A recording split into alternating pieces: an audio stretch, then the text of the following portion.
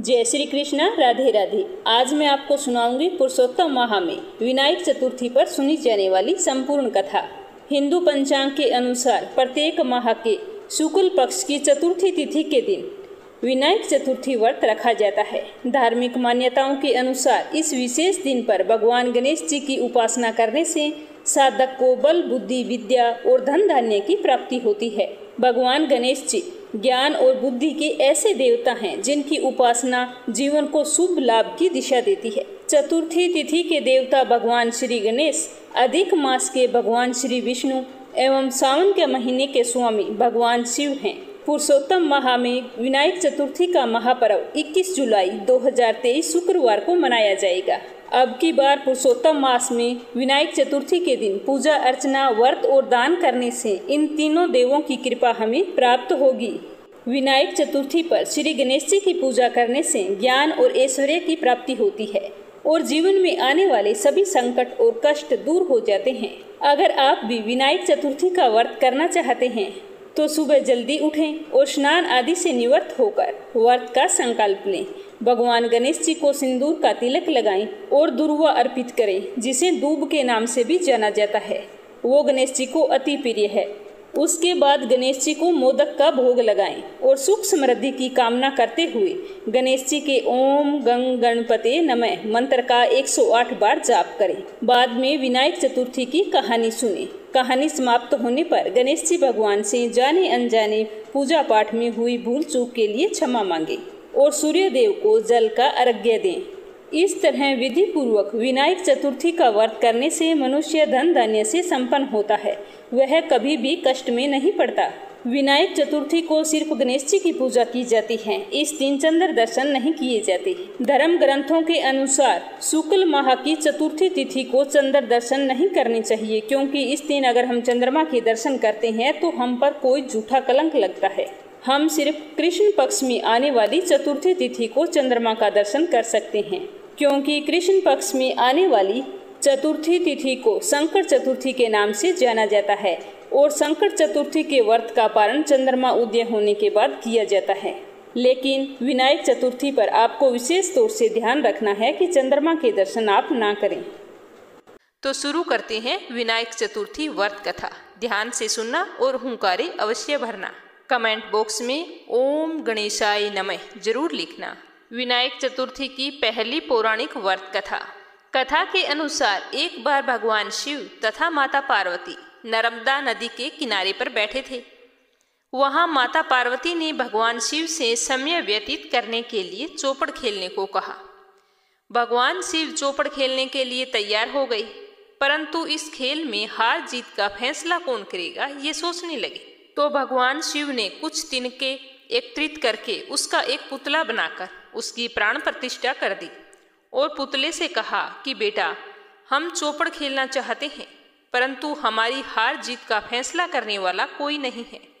इसीलिए तुम बता देना कि हम दोनों में से कौन हारा है और कौन जीता है। तो उसने कहा ठीक है। उसके बाद भगवान शिव और माता पार्वती का चौपड़ खेल शुरू हो गया और वह ध्यान से देखता रहा।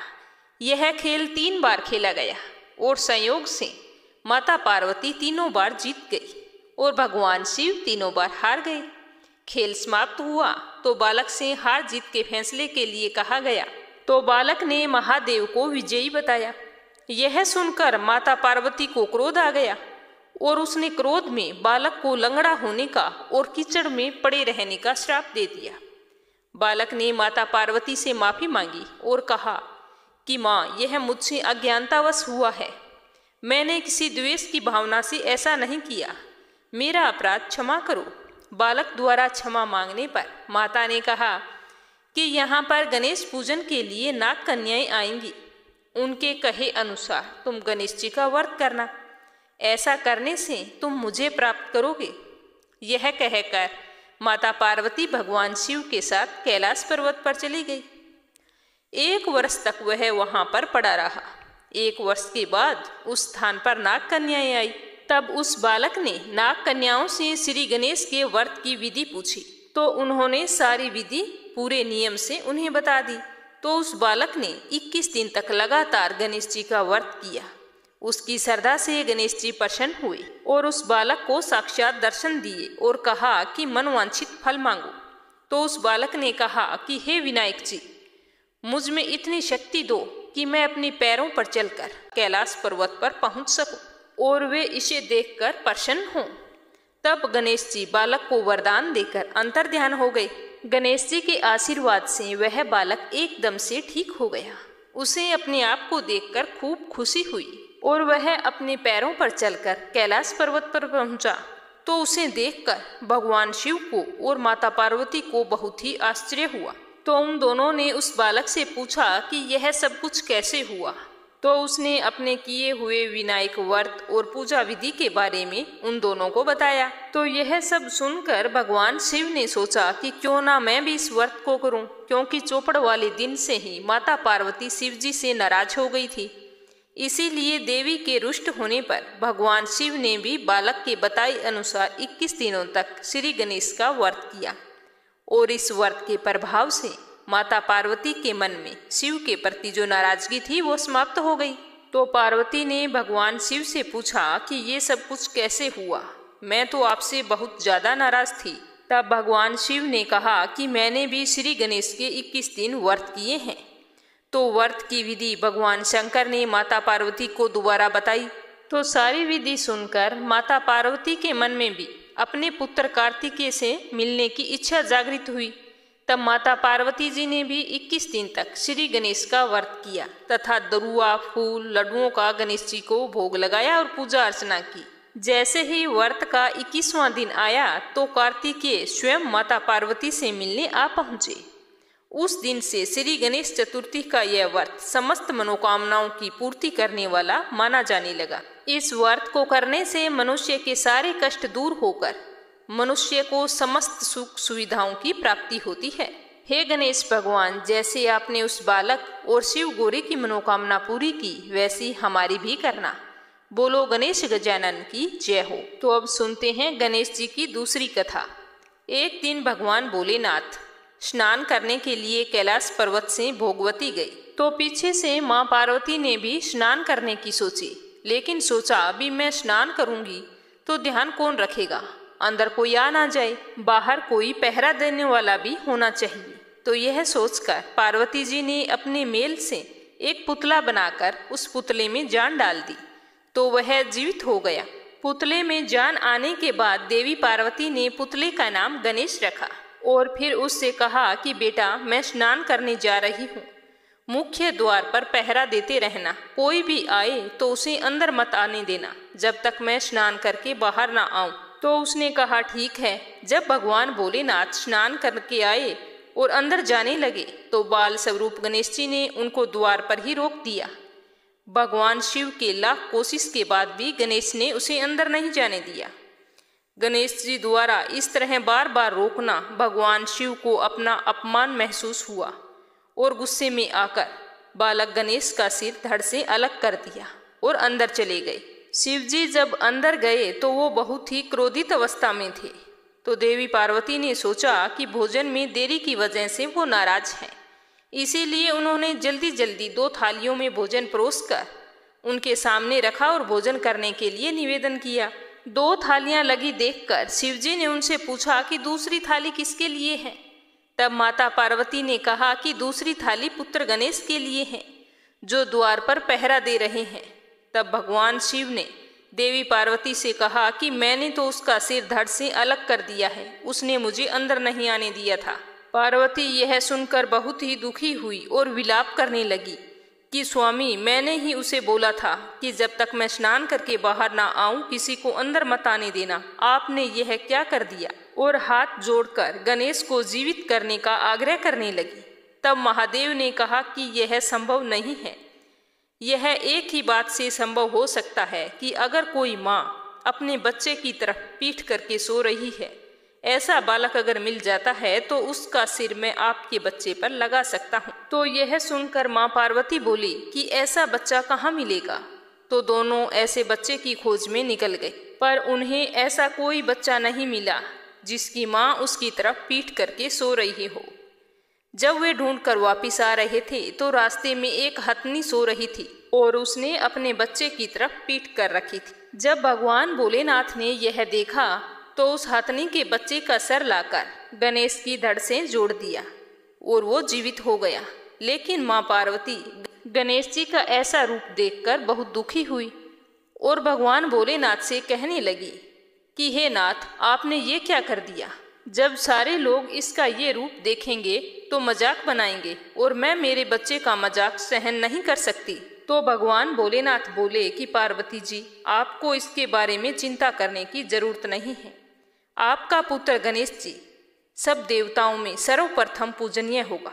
जब तक कोई भी व्यक्ति इसकी सबसे पहले पूजा नहीं करेगा तो उसका कार्य संपन्न नहीं होगा। इसीलिए सारे शुभ कार्यों में और व्रतों में गणेश जी को सबसे पहले याद किया जाएगा और पूजा जाएगा।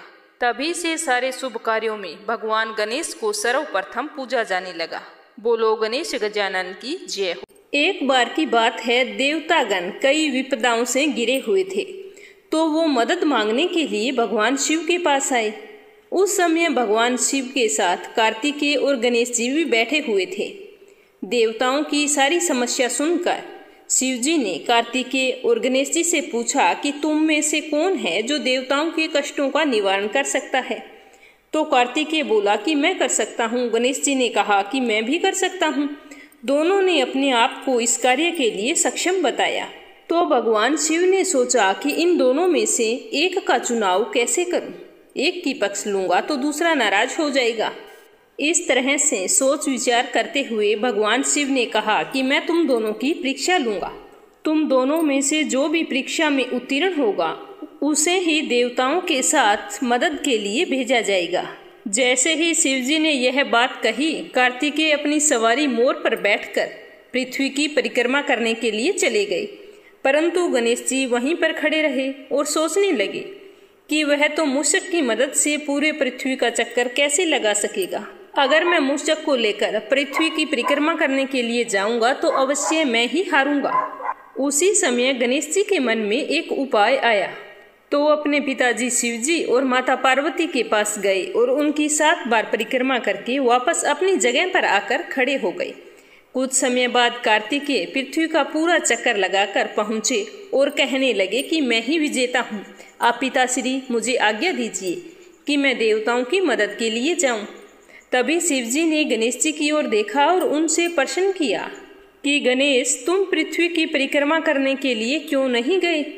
तो गणेश जी ने कहा कि माँ पिताजी में ही तो पूरा संसार बसा है। चाहे मैं पृथ्वी की परिक्रमा करूं या अपने माँ बाप की करूं, एक ही बात है। यह सुनकर शिव जी बहुत ही खुश हुए और उन्होंने गणेश जी को सभी देवताओं की मुश्किल दूर करने के लिए भेज दिया।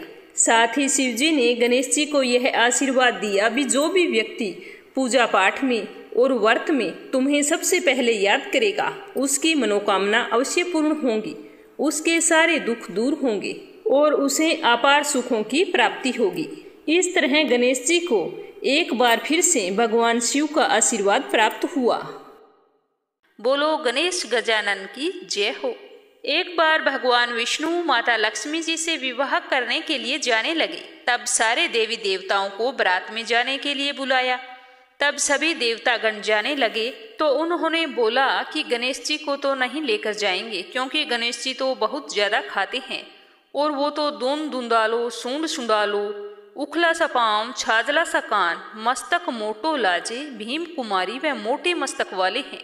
इनको ले जाकर क्या करेंगे? इसीलिए गणेश जी को तो यहीं पर घर की रखवाली के लिए छोड़कर चले जाएंगे। ऐसा कहकर वो गणेश जी को घर पर छोड़कर सारे बारात में चले गए। वहां पर नारद जी आकर गणेश जी को कहने लगे कि हे विनायक जी, आपका तो बहुत बड़ा अपमान कर दिया है। आपके जाने से बारात बुरी लगती है, इसी कारण आपको यहीं को छोड़कर वो सारे चले गए। तो यह सुनकर विनायक जी को तो गुस्सा आ गया। उन्होंने अपने वाहन मूषक को आज्ञा दी कि संपूर्ण पृथ्वी को खोदकर खोखली कर दो। आज्ञा पाकर मूषक ने पूरी धरती खोदकर खोखली कर दी। अब खोखली होने के कारण भगवान विष्णु के रथ का पहिया धरती में धंस गया। तब हर कोई रथ के पहिए को निकालने की कोशिश करता, लेकिन पहिया तो उतना ही ज्यादा बैठता जाता। रथ का पहिया निकालने के लिए खाती को बुलाया। खाती ने आकर वहां सारा दृश्य देखा उसके बाद रथ के पहिए को हाथ लगाकर कहा कि जय हो गणेश गजानन महाराज की।